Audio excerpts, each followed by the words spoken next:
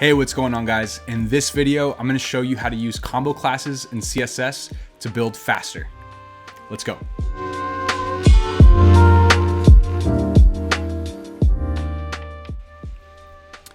All right, so the main thing that I wanted to share with you guys today is how to build something once and then create classes to make little mini changes to it and duplicate what you've built. So kind of the idea of creating a component and then creating little attributes that you can just add on to it and make changes. So you're not having to have crazy classes and you know, just complicate your life a little bit more. The reason I wanted to make a video about this is because when I first started coding and building stuff online, I would just have classes for nothing. Like I would just make classes for every specific component and it would get crazy. So today, as I was building this pricing section, I decided, hey, I'm gonna try something different. So I'm gonna build it once, and then like these are like the default colors here. So this green, and then I'm gonna create different classes that I can just add on to this default component that will, you know, change the colors and create new components. Let's get into it. So for this pricing section, what it is really just 3 cards.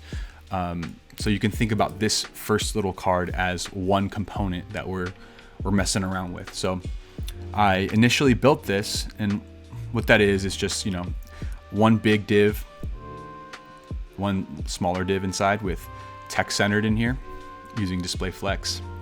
We have a unordered list that has some customization there, and then just a button. And so basically what I did was I created that first one. It was relatively straightforward. And then within this, so you guys can see the code here, I have this first card. Let me show you. It's right here. This first card, it just doesn't have any like these. This is the default one. And then this blue one right here. So it's still a card. It still has like all the same attributes as a card, but I went ahead and added this light blue background, which is like a little modifier. So let me show you, let me take that out. Let me save it. Then you can see, boom, it changes to green. So that's like the default stage. But then when you go back, save it, it will change to blue. So doing that was super, I was like, oh my gosh, it just saved it. It sped up everything. So I was like, it's not too hard. The next little modifier that we did here was switching the colors of the checks for the unordered list. And the way that I did that was just by, here, I'll show you.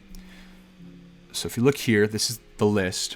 I could have done a better job of commenting everything and organizing, but this is just practice for me, just to push myself and test some things. But you can see here, so this is like the default list item here with these CSS attributes. And then with the blue one, I just went ahead and swapped out the green check with the blue check.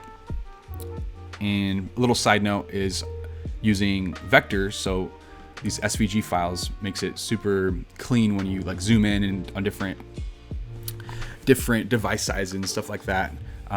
So I made this little class, blue list item, and then let's go into the blue list right here. So you can see this unordered list. I'll show you again. I'll remove just for that one. I will take it out, save, and if you zoom in here, you can see that one turned to green and it's not blue anymore. I'll put that back and it's blue again. But yeah, that's like the main thing I wanted to share. Just speeds everything up. And so that same concept, you can like, as you're building components for your web projects, you can like think, okay, cool. I'll just create something once, and then I'll create a bunch of separate classes that I can just add on to this main component just to build things and to make your life a little bit easier. So you don't have classes that are you just don't have a bunch of random, like you don't have card 1, card 2, card 3. Instead, you just have one card and then different attributes you can add to it. But that is all I wanted to share today. So if you found this helpful, Go ahead and comment down below if you have any input that you want to add to this conversation, like, oh, there's a better way to do this, or hey, that was helpful. I would love to hear that. So feel free to put that in the comments down below. But yeah, that's pretty much it. So thanks for checking this out, and happy coding. Peace.